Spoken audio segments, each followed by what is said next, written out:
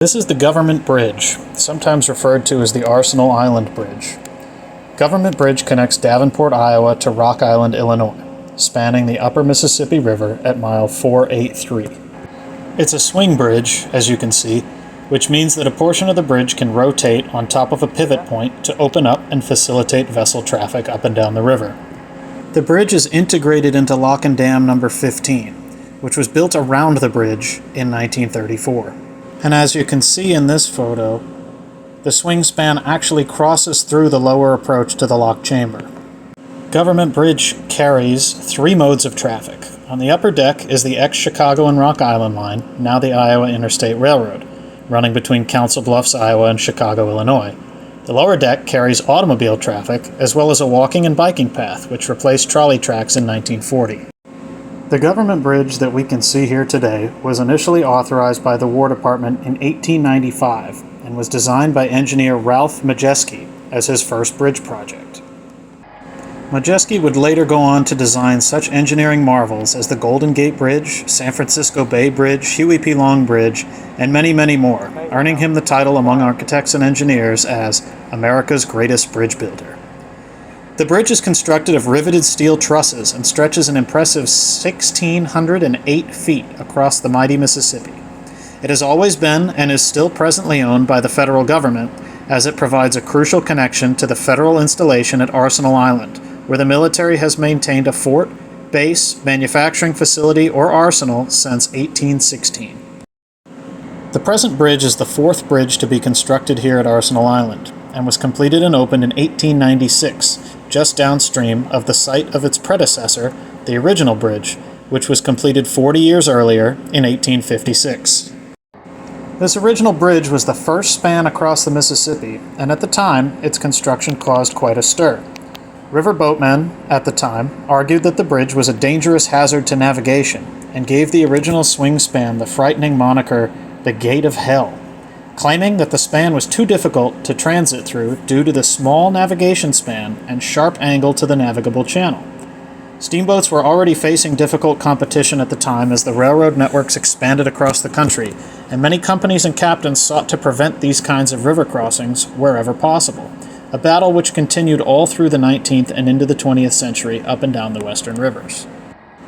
These safety concerns weren't entirely unwarranted, though, as just 2 weeks after the bridge was formally opened, the steamboat F.E. Afton struck one of the bridge's piers while attempting to navigate through the swing span on her way upriver.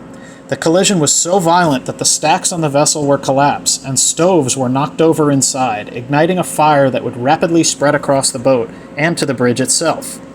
A section of the bridge even collapsed on top of the Afton as she continued to burn. By some miracle, all of her 200 passengers and crew survived, including a 20-year-old man named Samuel Clemens, who most of us know today as Mark Twain. But the vessel itself and her cargo of livestock were a total loss and sunk beneath the surface of the river at the site of the old bridge. Railroaders at the time were convinced that the wreck of the F.E. Afton had been deliberate and that she had been loaded with flammable materials and purposefully set fire, but this may have all just been spiteful speculation and has never been proven. The Afton's owner did soon bring a lawsuit against the railroad, the proceedings of which were carried by papers up and down the East Coast, gripping the public's attention. The defense for the railroad was argued by none other than prominent lawyer Abraham Lincoln, with witness testimony given by inventor John Deere, founder of the John Deere Company, tying three individuals who would later become some of the most famous men in America in their own fields together under some seriously bizarre circumstances.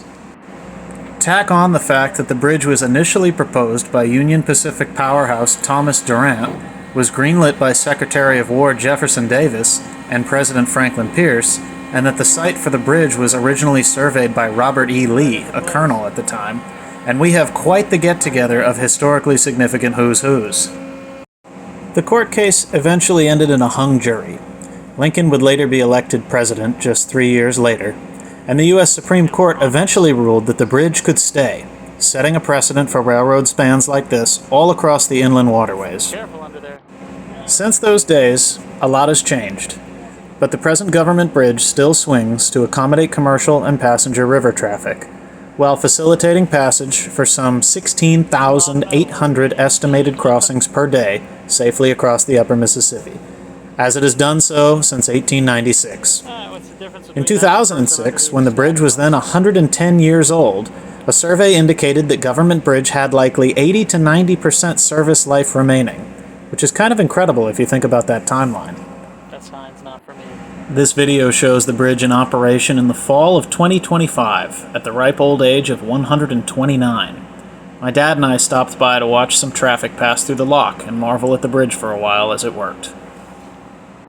As an interesting note, the Effie Afton's bell was accidentally discovered by divers and recovered in 1926, some 70 years later.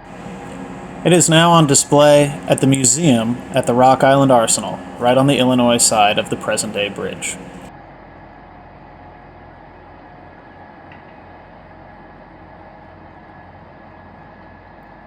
Anyway, I hope this was an interesting video, and if you enjoyed it, please give it a like and check out some of my others.